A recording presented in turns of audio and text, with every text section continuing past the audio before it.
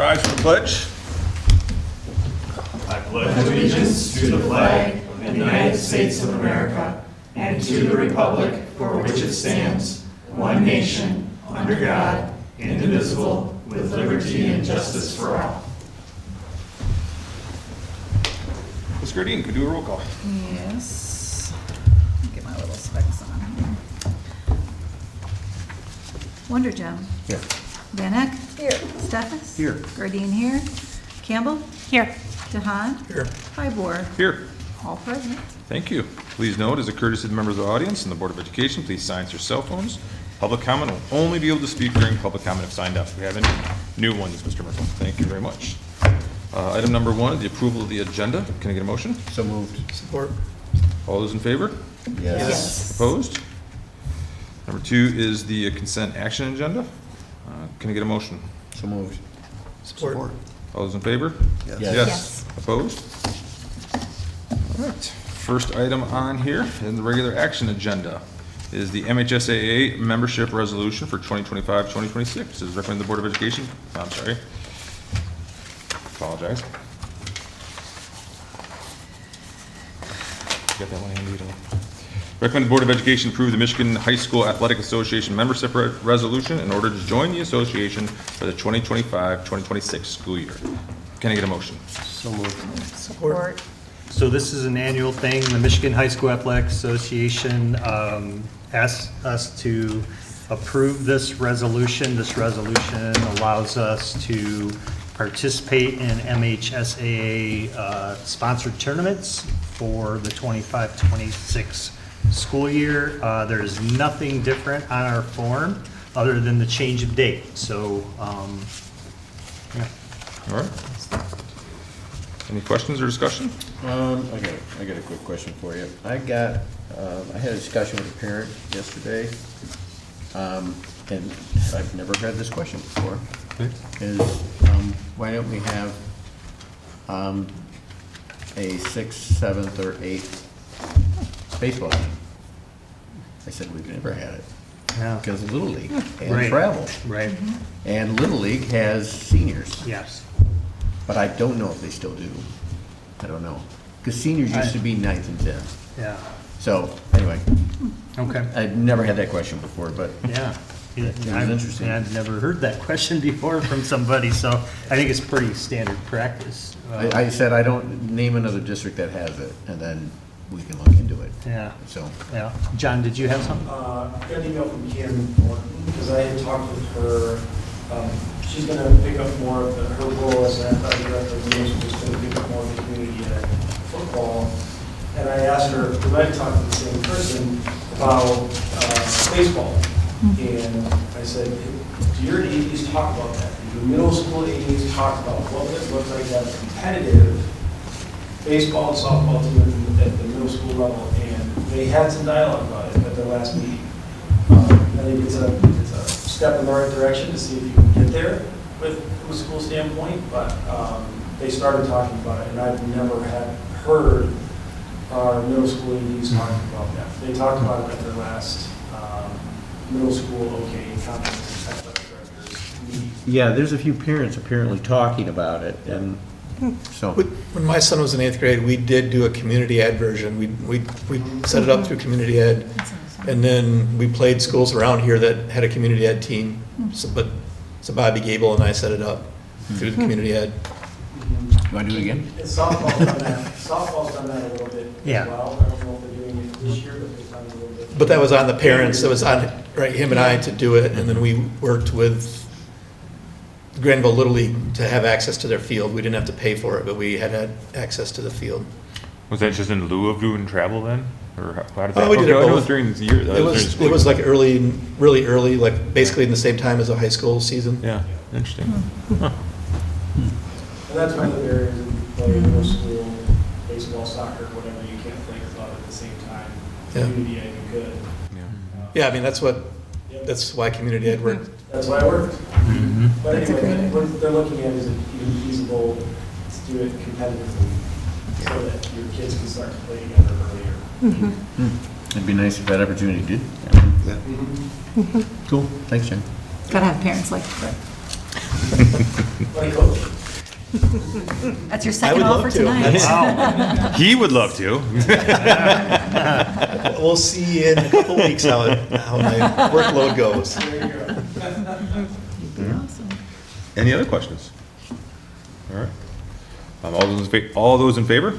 Yes. Opposed? Motion passes. 3B, Kent ISD Enhancement Millage Resolution. It's recommended the Board of Education approve the attached resolution supporting placing the question of a regional enhancement millage restoration/renewal on the ballot on November 4th, 2025. Can I get a motion? So moved. Support. So as mentioned before, enhancement millage, sinking fund renewal and operation will be coming to you. The sinking fund operation will come to you next time. The enhancement is something that we had passed before. It is something that was quite valuable when it passed for us and still is quite valuable as with the enhancement, the areas that Grandville in specific looks at are safety and security and maintaining or lowering class sizes. With these funds, you can see from this for Grandville, it equates to about $335 per student. You will recall our operational mill with the Headley rollback last time, 2 years ago, when we talked about that, we talked about how when that gets rolled back, there's that portion of the money that you don't get. This is very similar, same thing. It is in the language, the word increase has to be there because they had a Headley rollback and they're trying to restore it back to where it was with this. So again, be on the ballot November 4th, 2025 if the majority of boards in Kent County approve this. And like I said, for Grandville in particular, the $335 per student would go to safety, security, and security technology, as well as maintaining, reducing class sizes. And from there, see what questions you might have. Just out of curiosity, what are the safety and security things that they are funding for us? They aren't funding for us. These dollars go directly to us. Oh, okay. And we would use them for safety, security, and maintain, reducing class size. And like I said safety, security, but I also said security technology. Right. Because, whether it's cameras or other systems that help strengthen your structure, your security structure, could be used for those. Because don't we use them for like our cybersecurity too, right? Or is Yes. that about large? Yes. Yeah, that's and we okay. do use, yes, the ISD has personnel for cybersecurity, Yeah. and they partner with us as well Right. in the cybersecurity area. Okay. So Raj, in the past, this has been a 100% pass-through, correct? What's that? They don't take a percentage of that. It's 100% pass-through to each respective This goes district. directly to us, the our district. $335 per percentage. pupil, yes. I have a problem with it, and the problem is Headley. I'm gonna explain my position. Because it's one of the reasons I talked to Tim last night, because I wanted to get his perspective as well. Maybe I'm one of the few board members that appreciate it, but I appreciate the Headley amendment. It is the governor of taxation. It allows for the average property owner to not be harmed, which is why Proposal A actually happened years ago, is all the local, everybody's going for more millages, and they really weren't justified very well overall. I'm not gonna say anything about Grandville, I wasn't here during that time. But to add Headley to all property tax, every bit, that's my problem. I'm gonna tell you, families are struggling. Families are still struggling. They're gonna continue to struggle. Last several years have not been good. So to add that little bit more, just for insurance, I think is a disservice and not good stewardship. I think something you want to consider, though, is it is restoring it back, but if you also notice, there are many more districts involved in this particular one versus the last one. That money's getting divided among, now within the law, the The number of charter schools, I see yeah, that. public That charters that changed, are right? also a part of that, so it plays into that as well. But again, to me, I still think you gotta be a good steward all the time, all the time. I just believe, you know, this district, our community gives us a lot. Mhm. And I believe that they trust us. And I don't want to mitigate 1 ounce of that trust. And I feel that with this, that we're eroding it. I mean, it's going back to what it was previously though, isn't it? Right, yeah. So how is that eroding it? If the taxation based on Headley, so you've got to play with the fact that why was Headley actually I mean, it was to limit so they couldn't keep going up. correct? And it's to actually make sure that the households, the properties, the average residential property owner has the ability to not be overtaxed. So to me, I still think it's overtaxing. I do. The Headley, I understand when it can So then come it in. wouldn't and pass in I'm okay- November then, right? Pardon? It wouldn't, so then it wouldn't, if the people didn't want it, then it wouldn't pass in November. Correct. All right. I mean, think I'm he's o- talking a larger, you're talking about the larger view of Headley, right? And the whole concept of it and the taxation increase is what you're saying. Any tax increase within the state. That's why Headley was put where it's at.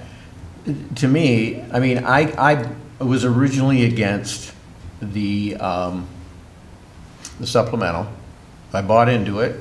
You know, we got some people that, commercial property owners that just expect it as part of what they do, and they have that luxury to adjust their pricing if they have to.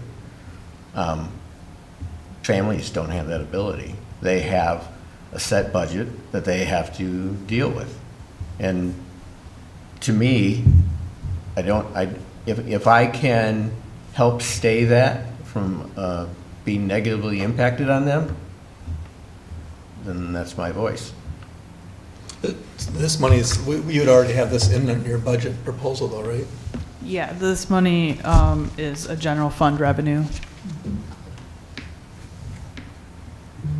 And tell us again, Heather, where do we Starting fall in- in terms of like where we rank in terms of our fiduciary standing in regards to the other districts around us? I remember, So from the debt fund, Yeah. we're third or fourth, Yeah. dependent on the county. and I guess I would feel like if we were like in a far worse position, I feel like your point would be well taken, because I agree with you. I'm pretty fiduciarily, monetarily, fiscally conservative regarding spending money. But the fact is that the track record has been very good in terms of how we've been spending the money and using it, and our debt. And I just don't think it would be, I hope it would not be viewed as we're trying to squander or overspend the taxpayers' money, or else we wouldn't be in this position that we were in. So back in, when did we go from 3.2 to 505? November of 2019. There you go. Passing of the bond. That really changed the tax on individual property owners. This is a county tax. It's not local, it's a county. And again, the whole county's gonna vote for it. But to me, it's, my position is my position. Whether it's in our budget, that is, to me, that it shouldn't matter. What we need to think about is, what are we asking to ask our community to contribute to? So we have 3 bonds that are coming renewed. Let's give them what we think is the best opportunity for them to succeed. And you may not think this is a lot of money, but to me, it's a negative impact. If the Headley wasn't in there, I wouldn't have a problem, but the Headley is in there. But it will be a substantial financial impact to our overall school budget. If you take out $335 per head, per student, right? Yes. That's going to make an enormous change in what Heather just proposed to us. My position is not changing. Okay? I'm just saying, I know you're taking from the stance of the taxpayer, and I appreciate that. I'm one of those too, we all are, right? But as the board, that $335 per student head is going to drastically bite out of our budget. Drastically. And again, I don't know the details of the budget. I don't know what we're trying to do to maintain Well, no pain. it's there. I mean, I understand. I don't know the individual details of all the effects of what's going on. The board never knows that. But to have, I still think we need to be good stewards. And to try and hold all these levers down, I think when you look back in when COVID started and ESSR money came in and all these extra programs came in, you know, think of the big beautiful bill. What do a lot of people have wrong that are arguing against that? I think what they want is 2019 numbers given the effects of relative change. Not the massive, and I'm going to say massive, it's my word, the amount of additional programming that this district took on in 2020 and beyond. And to reset to some of those levels, I think it's a fair ask. So my position doesn't change. I just think that's being reasonable. I think what they want us to do is everything we can to provide what we're providing for their kids, which is a great education, phenomenal programming, and not ask for more and more new things. This is not new. This is a part of what we already have, what we've had for some time, and it helps us maintain a lower class size. It helps us in the area of safety, security. I don't know if there's anybody in this district that doesn't think that those things are important, and we're not asking for something new. We're just asking to restore what we had. That's the point I was going to make too, because if I look at the districts that were up there, right, that have a lower tax burden than what we have, right? I don't hear, and I live very close to one of those districts, I don't hear a lot of people saying, oh, we got fantastic schools. We have, we feel good about it, right?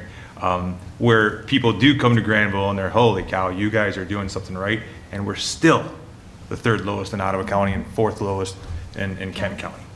And we're still viewed as a destination district, right? As we always like to say. And we're still viewed as that, even though we have a very low. So I view it as people are coming here because they like the value that they're getting out of that lower tax burden, that lower overall tax burden. Could it be lower? Always could be. But it also could be a heck of a lot higher like we see up there. And so I think, again, we're in the bottom quarter of both Kent and Ottawa County, yet we're viewed as a place where people want to be. And I think that is because we are balancing that to the best of our ability, that fiscal responsibility, along with not, overburdening our citizens. And that's my view. I mean, I understand Bob, but we're not making the ultimate decision. It's up to the people to decide anyways, so it's just going back to, whether or that's not we my put it on the opinion, ballot. right?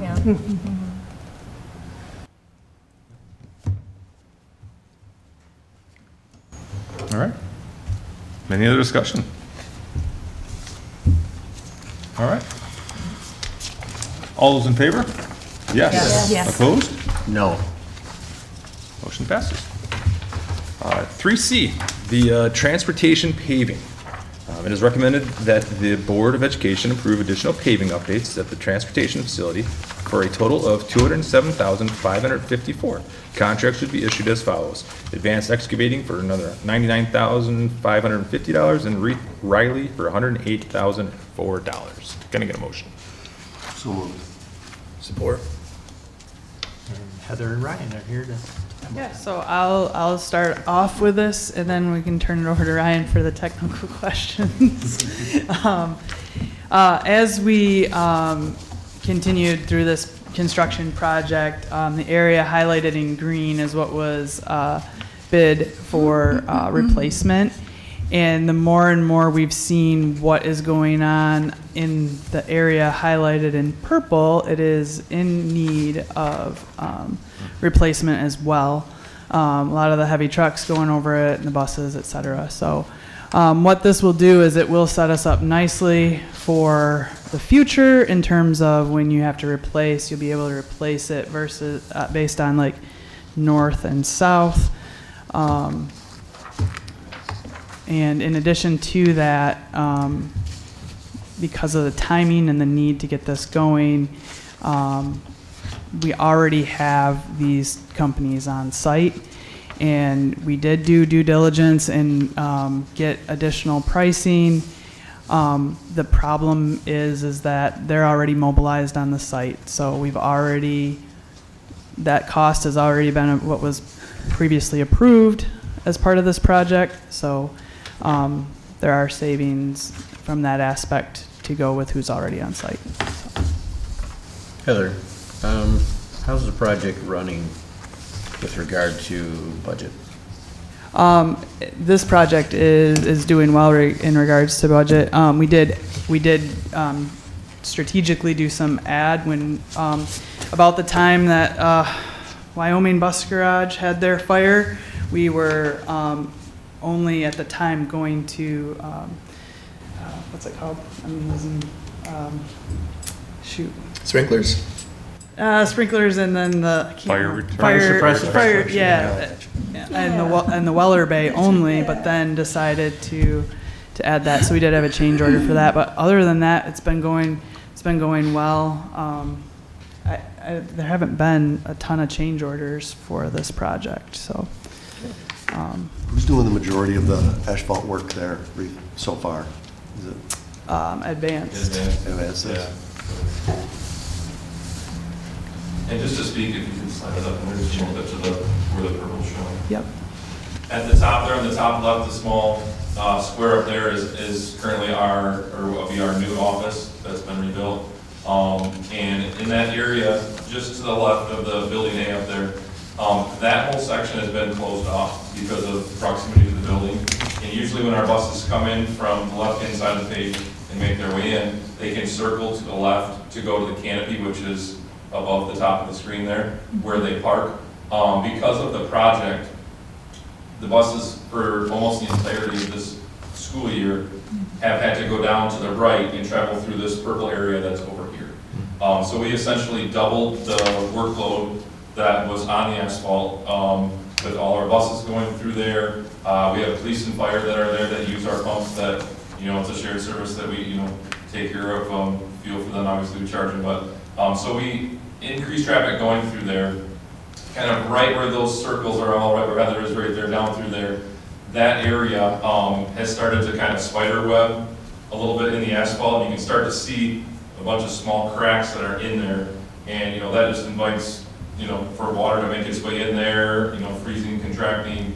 That's one of those things that as the project went on, as I walk out there repeatedly throughout the school year, kind of seeing that, it was, as the project got going, it was kind of like, hey, we might want to look at this. And speaking to what Heather said about kind of the north and the south, the asphalt that surrounds the canopy, obviously there's a certain age, at a certain point that will need to eventually be replaced. By doing this, it kind of breaks it, almost, kind of halves it.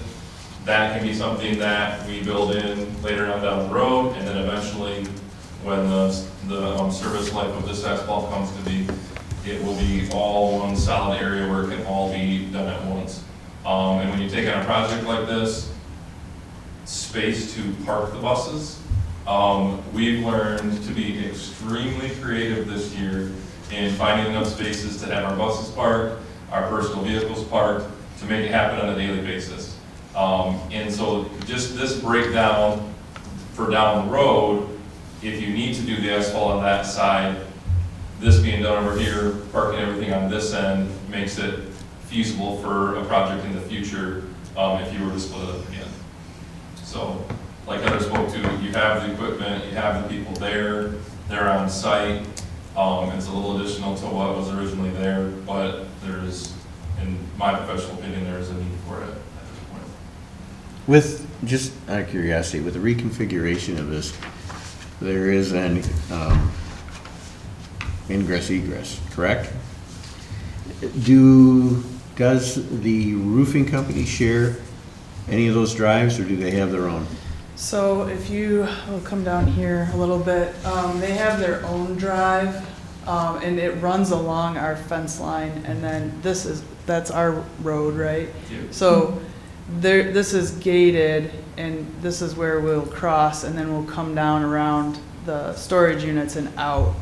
And primarily because it's really, really tight up here in the current entrance to turn left. Yep. So it really opens it up for the buses to turn left and right down here.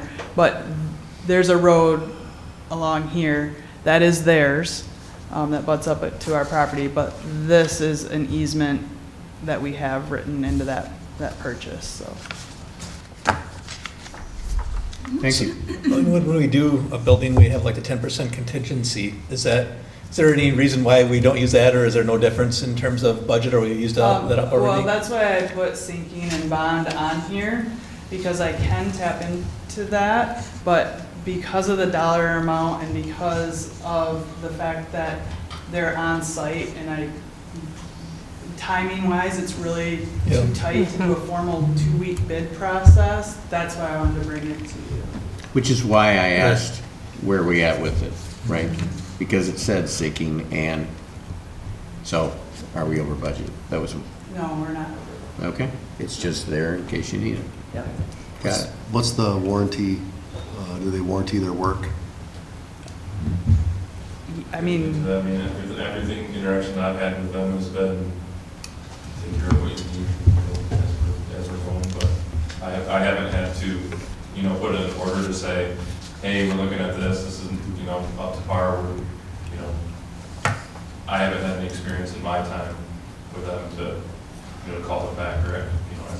Or are you talking time, Phil? No, I'm talking, Lifespan. the quality of their Yeah, work. like If some- lifespan. If it gets real Is it thin or 10 something years, starts or is it- breaking Oh, out, I do we see. got a year that they come back and Gotcha. take care of it, or is that Don't something they we just just gotta? usually take care of that anyway? Because that's quality of their They- workmanship. yeah. They Yeah, that, do. If they want to get paid, they do, because you got to sign off on it. Okay. Just curious. A good question. Thank you. All right. Any other questions? Can we do a roll call? So we'll do the value of this. Betcha. Wonder Jim. Yes. Campbell. Yes. Vanek. Yes. Stuffus. Yes. Guardian, yes. Dahan. Yes. Hybor. Yes. Passes unanimously. Thank you. On to 3D, the 2024-2025 final budget amendment. As recommended, the Board of Education approve the resolution within the 2024-2025 final budget booklet as presented for the following funds: general fund, food service fund, student activity fund, capital projects fund for the sinking fund, and the capital projects fund for the 2020, 2022, 2024 bond fund. Can I get a motion? So moved. Support.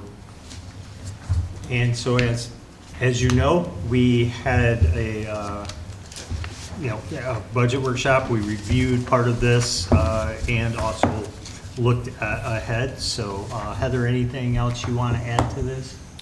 no, I'm just coming down here to the budget summary page, and can take any questions. So Heather, just real quick from the hearing, on the 2015 bonds, when we changed the millage, when are the 2015 bonds expected? We keep readjusting. When do you anticipate, just off the top of your head, that those will be paid off? Because that was 125. Yeah, so I know there, on the 2019, there's 3 years left, but that was a smaller issuance amount. The 2015 that we refunded was around, gosh, was it 23 million or 30 million? So I believe that, and I can get you an exact answer, but I think it's probably, you're probably looking at like 2033, 2034. Okay. I have to look, but All right. to be sure. But So we're saving a little time on that. yeah, yep. When the MIPSers decrease, this seems like a first. So, you know what, I. You know, it's doubled, more than doubled since I've been on the board. Yeah. Yeah, so like when I started in schools in '07, it was right around like 17 or 18%, and then like you said, it just creeps up, and then they started this unfunded accrued liability piece and brought it back down, right? And then now it's creeped up, and now on that side though, right? Now that they've fully funded the healthcare side of the retirement, that's giving them the ability to drop that rate. So I don't know if it'll stay low, but I mean, for right now, it's kind of like, you know, Mark, you put a star on the calendar. yeah, yes, It's a first Yes. since I've been on the board. The 4% for the mental health and security, what's the likelihood that that's the mental health and the safety and security. safety and security piece? Sorry, that is not a 4% increase. That's the same amount we got this year, basically. So there was no increase overall to that line item. The increase, the 4.1% was to at-risk funding, so like intervention supports, Okay. and CTE, which does affect us, because I know that the ISD is, you know, the big CTE, but we're starting to have a lot more programming in CTE in our district. Are we talking the 2024-25 budget or the 2025-2026? I only care about next year right now. Okay, well, we're on the 2024. Oh, I apologize. Yeah. Oh, that's I just wanna okay. make sure. I- I was like, wait a no, minute, what did I miss? I'm ready to go. It all kind of goes. I'm ready to go. It does I'm not all gonna go. have I any, can probably do I'm both probably together. only gonna have one more question. Yeah. I mean, it's, you know, it's up to you if you want, I can take questions on both, and then you can vote on the first one and then read the. Keep on your questions, let's just get I it mean, done. We won't draw it out then. Okay, I'm still on 20, I mean, you do a great job. Great job for everybody that's touched this budget for 24, 25, you know. So Heather, when we had our last update, and we had over an 8% fund balance, and now we're in the sevens. Will you be able to run the district through the entire year without borrowing any funds? Yes. Yep, so Kayla does a monthly cash flow for us. And which when we were down around 5% when Roger first started, that was where we were getting close to needing to borrow. And, we did do some creative things. I may have held a payment or two for the ISD. We switched our payroll dates from 26 pays to 24, 8th and the 23rd, to make sure that we had that state aid payment for that second pay. We had to do that for a year. There is a process to borrow, and it's not, we would need to know right now and start applying this summer if we were going to need to borrow. To be able to get in the queue. Yeah, and it's like, we look at cash flow monthly, and so if Kayla were to ever come to me and be like, hey, look at this, like, we might have an issue, that's when we would, like, start those discussions. But at 7.55, we're not going to need to borrow. And Bob, if that were the case where we were going to have to borrow, we'd be talking about a lot Of cuts. We'd talk about very major cuts before we would, to stay away from that, because we know what happens when you borrow. It's a cycle, and we've been really good at staying out of that. Our conversations wouldn't be, hey, we were able to take care of what we need to take care of through attrition for the most part and so on, we'd be having some really tough conversations on this board about what to do and not do, and what was essential and what wasn't essential before we'd ever go to the borrowing phase. I keep going back to Ron. And when he said, trust me, we can bring it down, right? We invested in fiber. We did huge investments in infrastructure that came out of, and our fund balance dropped significantly. So that was a scary time for me, Right, Clear, just because. I remember getting here and finding out we had a 4-point whatever Correct. fund balance and going, We what? played, we were moving things all the time, and it did not feel good. I'm just gonna say, it didn't feel good. He juggled a lot. And maybe he had to at the time. Yeah, I think the times were, in fairness, and I know you're not saying anything I'm not negative dinging for Ron, I'm at all. dinging It's not about that.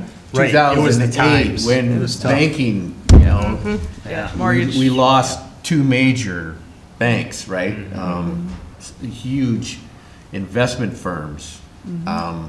Things were really shaky Yeah, they back were. then, They were. and what we had to do at the Yeah. time. So that's one of the reasons I always think about this, and I always ask you about it, Yeah. is because of that. Well, and two, like, I know you had said during the discussion about the enhancement mill, the enhancement mill revenue is under that incoming transfers. That's where it's supposed to be coded for the state level. And in that line item, or of that 7.8 million, 2.3 of that is enhancement mill dollars. And so to put it in perspective, through the attrition, we're able to save 1.8 million, and that was 15.8 FTE. So when I get the question about what line items make me nervous, that's the revenue side of things that makes me nervous, right? Because that's not something that's necessarily in our hands. Okay. I'm done with my questions, thank you. Any other questions? All right. Let's do a roll call. Or the first one, right, the 24, The 24-25 budget, you got it, yes, amendment. So roll call for 24-25 Yeah. final budget. Van Eck, Yes. Gardine, yes. Stefas? Yes. Wonderjum, Yes. DeHaan, Yes. Campbell, Yes. Highboard. Yes. Motion passes, thank you. On to the 2025-2026 budget adoption. It is recommended the Board of Education approve the resolutions for the 2025-2026 budget booklet with all those other funds that we discussed. It is further recommended that the mills to be levied on properties located within the Grandville Public School District will be for the General Fund 18 on all non-homestead properties, Capital Projects Fund, Sinking Fund at 1.3502 mills on all properties, a Headley rollback from 1.4 mills, and the debt fund of 5.05 mills on all properties. Can I get a motion? So moved. Support. Any discussion on this one? You just said it. All right, Do a roll call. let's do a roll call, yes. DeHaan, Yes. Van Eck, Yes. Campbell, Yes. Wonderjum, Yes. Gardine, yes. Stefas? Yes. Highboard, Yes, passes. great. Thank you very much.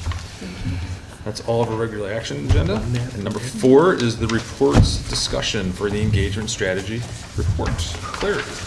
Sure. And fun. I love talking about this stuff. It takes me back a little bit.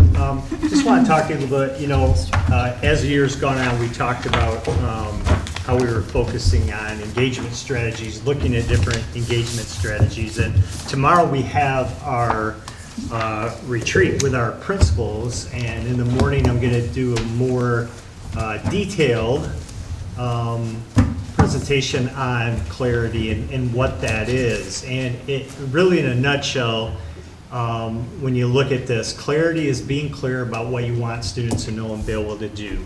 when you look at what's called a guaranteed and viable curriculum, what's essential for every student to know and be able to do, and what do they need to know for now, for the next level of learning, and for life. So that's a guaranteed viable curriculum. We have been focused on that and looking at engagement strategies tied to that. So where does clarity come in? Clearly demonstrating relevant skills and processes that you expect them, students to employ, is there. But what teacher clarity really is checking that students have a clear understanding of any new material that's needed to gain success in the lesson. It could be, do they have the background knowledge or the information that helps them know whether they've learned something or not. We have focused a lot in our district on learning targets. You will go into a classroom and the learning target will be up there, and you go in and you ask a student, so what are you learning right now? The student usually will tell you whatever the learning target is. You know, we're learning how to follow directions. We're learning, at a simple level, whatever it might be. But to really have clarity and to boost achievement and performance, a student should not only know what the learning target is, but how do I know when I've made it? And has that been clear? Has the teacher helped that student understand this is when you know you got it? This is when you know you're there. And what we've found, and what research has found in classrooms, is a lot of times you'll go in and you'll say to a kid, so what are you learning? And like I said, they'll recite that learning target. Well, we're learning how to add fractions. Well, okay, but what does that have to do? What does that have to do with anything other than we're learning how? Why are you learning that? If you ask them why, a lot of times they'll go, I don't know. So that teacher clarity is helping them understand that, to use strategies that help them understand that. And the great thing about that is there's no resource you need for that. There's no money you need for that. That's something that we can enhance for our classrooms and for our students so that they have a better understanding of what it is we expect them to know and be able to do. So you can see at the bottom there, teacher clarity ranks among the top interventions that can enhance student learning. And what I notice, when I go into a classroom, I never ask a teacher what are they learning. I ask a student, so what are you learning? And like I said, in most classrooms, students can tell you what they're learning. They can't tell you why they're learning it, or they don't connect it, to that bigger picture of things. So the more we can do to help them do that, the more engaged they're going to be. Because nothing worse than doing something and you say, so why are you doing that? I don't know why I'm doing that. So what are they trying to do in essence? They're trying to get done with it, right? It's a task and I have to get done with it. But if they know how it connects with things, there's a better chance that they'll be engaged and a better chance that they'll be successful. Next slide, Heather. So teacher clarity is about ensuring students understand what they're learning, why it's important, and it involves making learning intentions clear. This is what I'm intending for you to learn, providing those students with a roadmap for how they'll achieve those goals. Next slide. I'm going to give you an example. And like I said, education can easily have a clarity problem. I'll give you a sample. So the learning target you can see here is I can complete a direction task proficiently. So let's say I give you this, Board of Education in Grandville. I say complete this task, ask you back out and go to the end of the road, turn right, go to the next stop sign, turn right, now drive 2 miles and turn right at the second light. Go 1/4 mile and turn left into the parking lot. All right, now let's say Mr. Philo comes in and says, Board of Education, what are you learning? What are you going to tell me? I'm learning how to complete a direction task proficiently, right? If he said, well, why are you doing that? What would you say? Get the tippy cow. Nice. You'd think that, but you'd be wrong. Sounds like a great idea, I want though. to go to Johnson's. I don't know, something. I can't believe you don't know why you're doing this. So you can see how that can be confusing, right? So I know what I'm supposed to do, but why am I doing this? How does it, what are those things that a teacher could give me that give me a little more clarity? Next slide. So now, would it be more effective if we help students realize where they started from, where they're going, and when they know they've reached their destination? So same learning target, I can complete a direction task proficiently. So I give you this, you're at Roger's house and his driveway. Now, it'd be even better if you had that background knowledge of where Roger's house is and you've been to Roger's house, you could go, oh yeah, okay, that's where I'm at, right? You learned how to drive a car, you're going to a game at Grandville High School. Okay, now you have more information. You know where you're starting from. You know that you learned how to drive a car, because notice before, I didn't tell you you were driving, right? I just said turn here, turn there. You could have been walking. So it added more to that, more prior knowledge for you. So then I give you those, and it's funny, because when I read these, I'm picturing my drive to a Grandville High School game. It's what I do.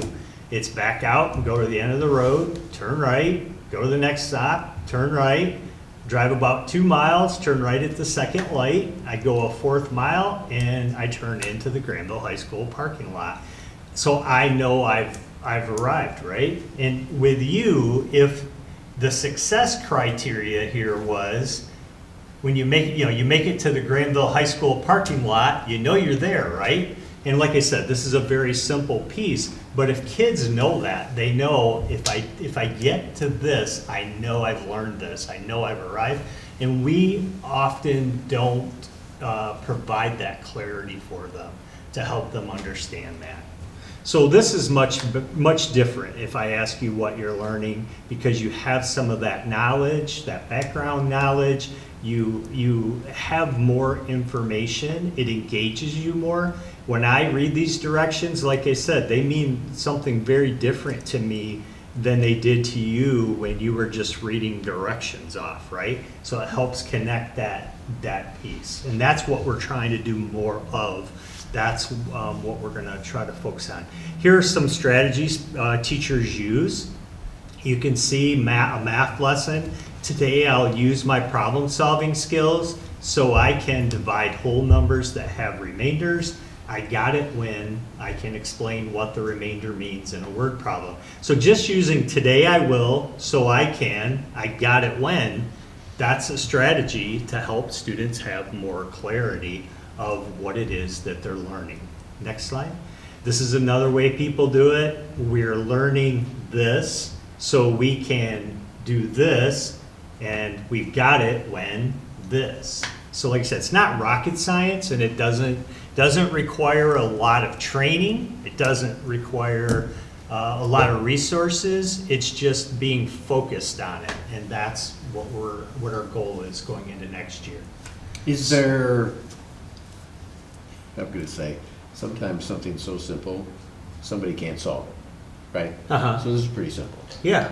But some people can't solve it. So my question is curriculum been augmented, defined to help staff create clarity examples? I think there are things out there, and I'm not saying our staff doesn't. I agree with you. Yeah, I just think it's You want it easy. uniform. Yes, we want it uniform. We want to make sure we're focused on the guaranteed and viable curriculum, because you can use clarity all you want, but if you're not focused on what's essential for every kid to know and be able to do, then you're kind of missing the boat anyway, right? It's very important that all kids are experiencing what's essential, but using clarity is just being intentional and using the right strategies like what I just showed you to help kids understand that. You know you've got it really good when you can give them a learning target and you can talk about what you're gonna be doing, but also when you have dialogue with kids, how do you know you're gonna be there? How do you know when you've got this? Kids will tell you, even though they haven't experienced it a lot of times, they'll tell you what they believe would help them, would demonstrate that they've learned something. And if you can get to that point and get kids in that groove, then as they get older, they get into college, as an example, okay, this is what the learning target is. How do I know, what are those success criteria where I know I've got this? Because I don't know about you, but there was a certain person up here that studied hours and hours and hours sometimes, and thought I had something and I didn't. And there were other times where I'd go, I don't really have to study that much because I've got it. Now, why was that different? It's because I had figured out, and the teacher probably helped me figure out, that clear piece, that clarity piece of how do you know when you've learned this already. What percentage of staff do you think just automatically does this? Oh, gosh, I don't know. I think it's an easy part of a lesson to forget, because you're so focused on the what. You think kids know the why because you know the why, but unless you really spell it out for them and get them in that groove of being very clear about what, how am I going to demonstrate that I've learned this? How do I know that I've learned it?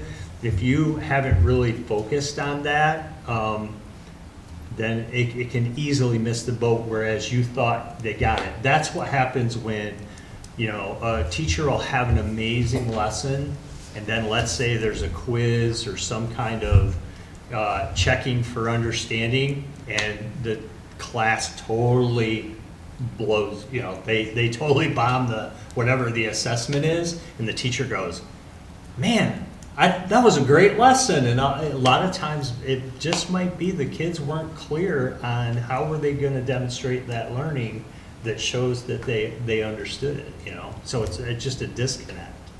So anyway, we're going to focus a lot on this next year. Starting tomorrow, we'll have very detailed with our principals. We have a few principals. I know Mr. Lankto and Mr. Gelmy are going to talk a lot about guaranteed viable curriculum and how that connects with the clarity piece, and then they'll be working with their staffs on the clarity piece as we enter into next year. Just being more intentional. Like I said, it's not rocket science. There are plenty of the examples I showed you right there that teachers could use to help, ignite that clarity. Well, see, that's why I'm asking. Yeah, no, that's Is good. it in the curriculum? And how many do you think are following it? Yeah. Because I think a teacher, with everything on their plate, as they're trying to get through everything, and they're trying to make sure everybody's in their chair, or you're stable, especially since COVID, right? You got a lot of more active butts. Right. You just do. How they're going to have the right tools or the right direction Right. to And we'll- actually keep that as a focus point. Yeah, and a lot of that is building leadership. It's your groups within your building that focus on that. I know Mr. Merkel over here has that focus.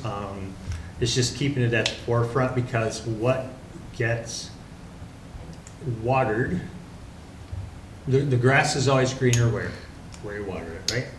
So that's Or what the we're other going to side, try to do. you know, We're going to try the to, saying. no, it's where you water it. Okay. It's where you water it. All right, that Well, phrase. for the I like it because what it does is it also engenders, an empirical thought process. Yeah. And that's something that I think is really important, not only for our students, but for our teachers, to get nailed down in the way they approach a lesson. Right. And the way they guide the kids toward the end goal is to see, this is where we're starting, this is the methodology that we're using, because we're going here. And, I appreciate that. And one of the things that I've been thinking a lot about this with my youngest is he'll turn a piece of homework in and he'll get a bunch of problems wrong, right? But you can go back and go back and do corrections on that. When you've only corrected those questions, you've only learned how to do those questions. You haven't mastered so I can able to now use this and apply it, right? So it's one of the things I've been thinking about is, okay, it's great that they give them the opportunity to correct those practice questions or even the test questions. Maybe we should also add maybe 3 more questions to show that they've mastered that capability and not just the factual components of that question, of that 1 or 2, 3 or 4 questions. Yeah. Hey, show me now that you get it by these 3 new questions. Yeah.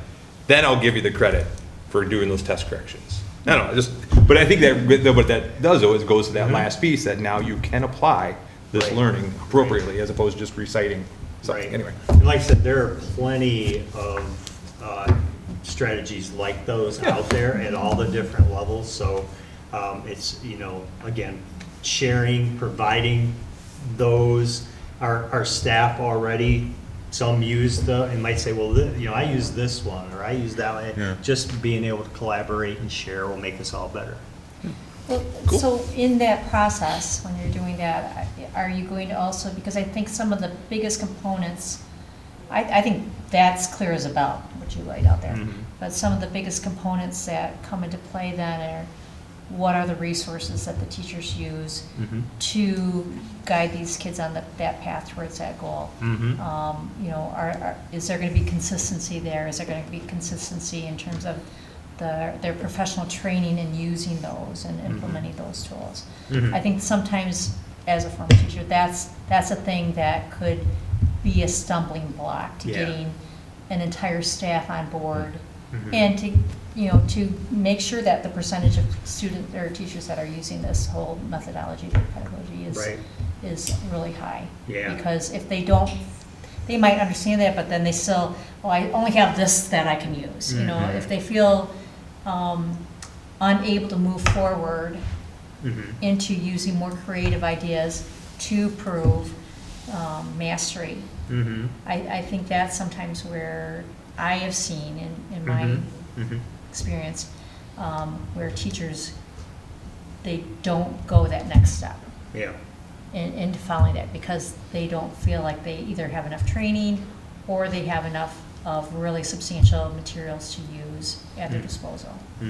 So I'm just wondering if that's something that's going to be addressed too in your... Yeah, well, I think with this, the nice thing is there isn't a lot there's so many of these types of strategies you can use. I think it's whether it's learning at a building level or working across the district at different levels, it'll be sharing these strategies, making sure everybody has them, making sure when our people do walkthroughs and so on, the look for piece, this will be a component, because you see learning targets everywhere, like I said, and a lot of times it's just checking with kids to see where what are you learning, and just seeing what they say to you. A lot of times really quick checks like that can tell. Teachers asking kids, so what are we learning right now, and just again having them tell you that. And I think that's an important strategy to use even as a staff within a school. Like as a staff, what are we learning? What is our target goal as a staff? Is it to increase, the mental wellness of our students, or is it whatever it is? Or we're all focusing on math, or whatever. And that ironically, thing is. tomorrow when I do this, I do it in a way with our principals. That's employ the practice. Exactly the same way. Yeah. I think it's lovely that you have Mr. Gilmy, because he definitely has a why, and I think in a time when we are all asked, what is your why?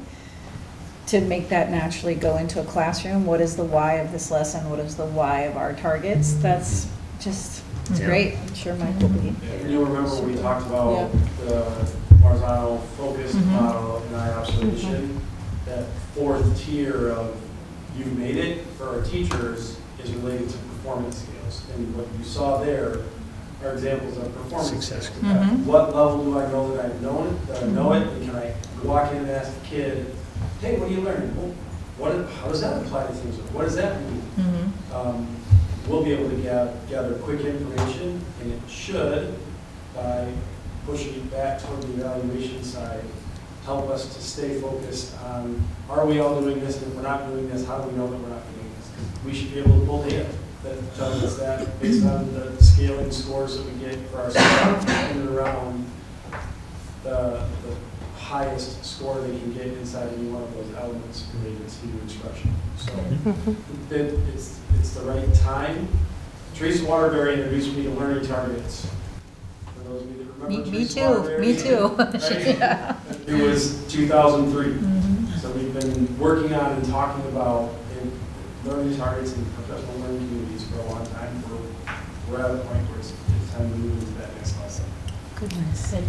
Was there any data or kind of analysis that led you to sort of decide to focus on this for next year? Yes, there was. So we as superintendents this past year did visitations to other districts.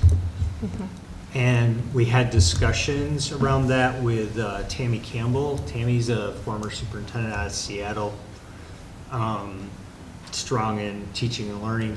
And but we would have dialogues, and the thing we found consistent across districts was kids were they really got that but that connection to, I'm learning this, that'll help me do this so that I can do this type of thing, to really connect it all, was kind of missing.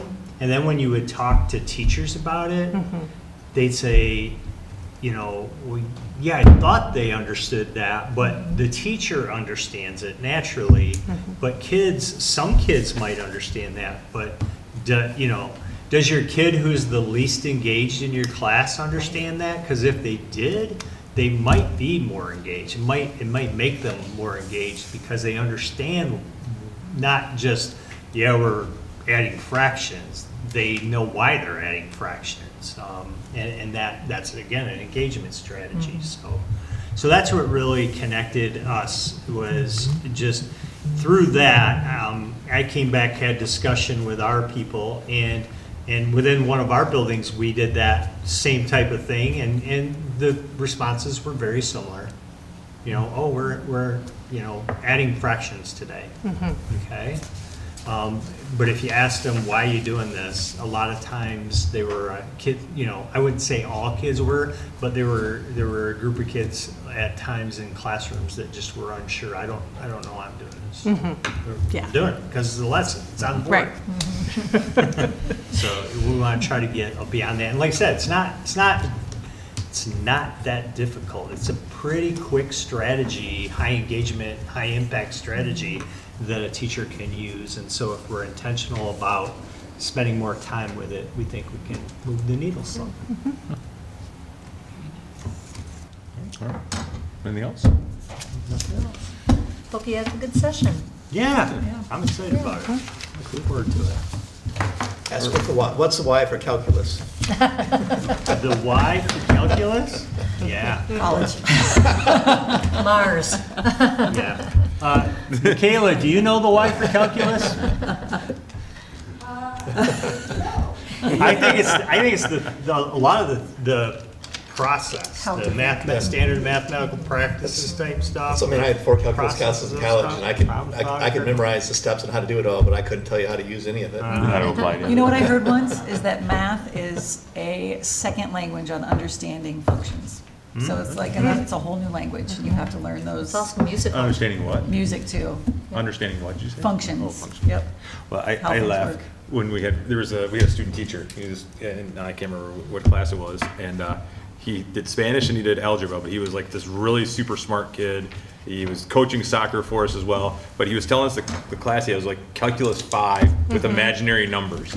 I'm like, wait, how can you do math with imaginary numbers? I don't understand. You did it, I yeah. had a 417 math class with a Russian. Igor Dolgochev was the professor. I still remember that because I would have to go to his office hours every week to Just keep up. to be able to get through it. It was So for all it's a the thing. You made it. physics, physicists. There you Look go. at you with your All right. second language of understanding. There you go. functions. Like I said, Mars. Yeah, Mars, yes. All right, so no public comment.